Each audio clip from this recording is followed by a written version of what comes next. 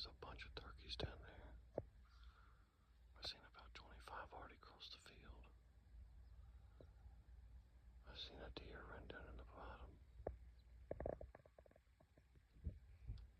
It's definitely active tonight. That's good. Hopefully here in the next 10 minutes or 20 minutes, I'll be able to shoot one here. Just stay tuned.